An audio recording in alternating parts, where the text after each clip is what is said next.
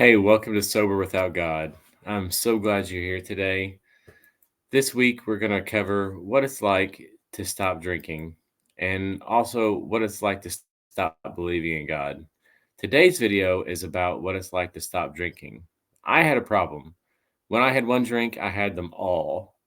Now, you may not have that kind of relationship with alcohol, but you may know someone who does.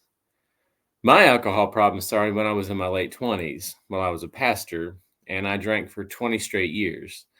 This video is for anyone who struggles with alcohol or substance abuse, or if you know someone who struggles with it. Now, by the time this video is over, you will have learned struggle reasons to stop drinking, and the short term and long term results of drinking, and also what it's like to stop drinking. Now, I want to say up front that my experiences come from my point of view. I'm not a qualified healthcare professional when it comes to substance abuse or religious trauma. If you need help, I'll leave some links below if you're dealing with either issue.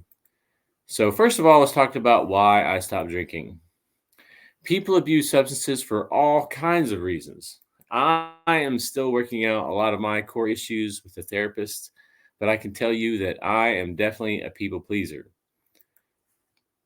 And when I started drinking, I was working as a healthcare professional and a pastor. So I was working two jobs where all I did was take care of people and I listened a lot. I heard people's problems and I took their problems home with me. And at the end of the day, my tank was empty. And all I wanted was to be numb from all of that.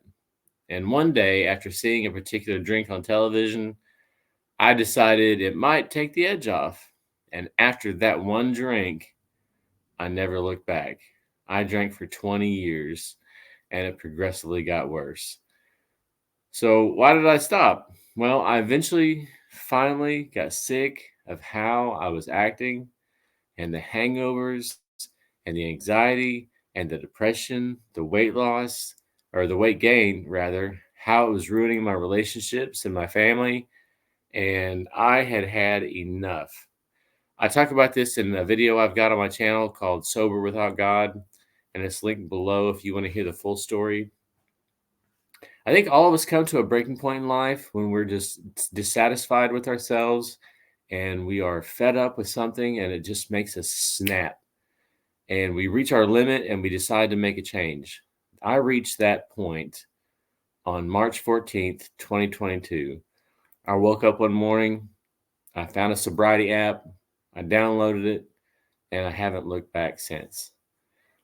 So now I want to turn and look at short and long term processes of stopping drinking alcohol. So, what was it like to stop drinking short and long term? Well, short term, one of the best things I ever did was join an app called Reframe.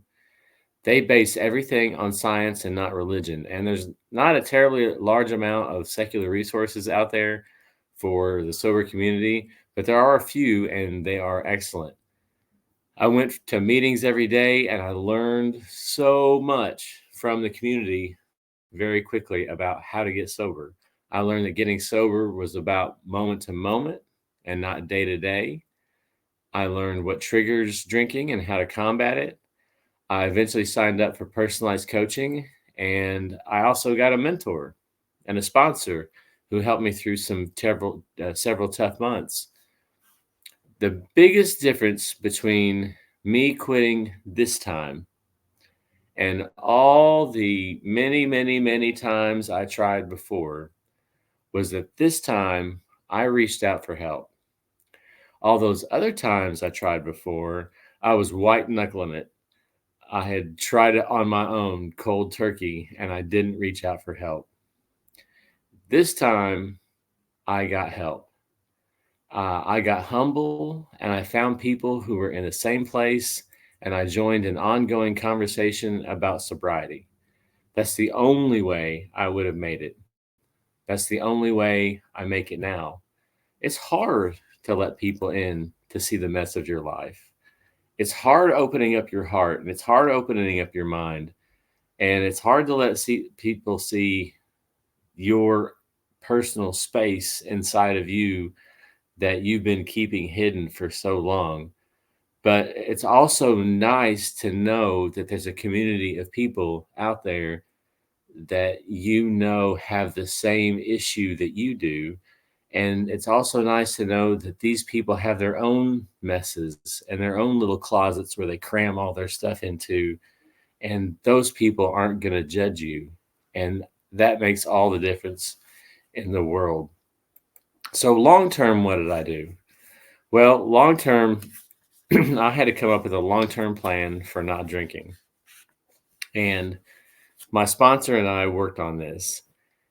And I don't know if you've seen Game of Thrones. And if you haven't, I'll describe to you my plan.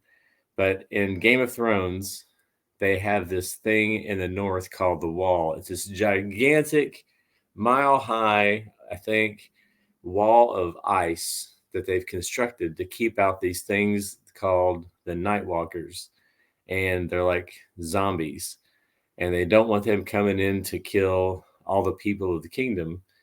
And so I wanted to build a wall to protect myself from temptation of not being sober anymore. And I wanted to be able to say, hey, I need to put things in place in my life that'll keep me from drinking again. So I made a list of things I can do to fill my life with activities and every day to keep myself safe and free from alcohol. So on my list are things like maintaining fitness and meditation and yoga and reading. And anytime I feel a trigger coming on, I know I can turn to these things, or contacting my peer group. And I can contact those people if I know I feel a craving coming on. And so I built my own personal wall, like Jon Snow on top of that wall. And also the Night's Watch oath is my own personal creed, that I am the watcher on the wall, and I'm the one, along with my peer group, I know that I can face anything that comes my way. And I've had cravings since then. And I turn straight to that oath, and I turn straight to my sheet I have printed out, and I say, what can I do to face any challenges that come my way? It's just a long-term plan for protecting myself from mistakes and triggers. It's an idea about keeping good mental and physical health and focusing on the positive things in life. It gives me a reminder that if you have a moment right now to hit that like button, it only takes a couple of seconds and it helps my little channel grow. And if you like this video or any of my other videos, if you can take just a few seconds out of your day and just leave a comment and say, hey, I liked your video, I would really appreciate that so much if you would just let me know and support my channel. So what is it like now? What's it like now to be sober? When I was on the show with the Kentucky Atheist a couple of weeks ago, he related a story on his channel about being in a recovery meeting with people. And he said that there were people in that meeting who said that they had been sober for several months or a year or 2 years. And those people would talk about how everything was wonderful and everything was amazing now that they had been sober for so long. And he thought, there's no way things are that wonderful in their life.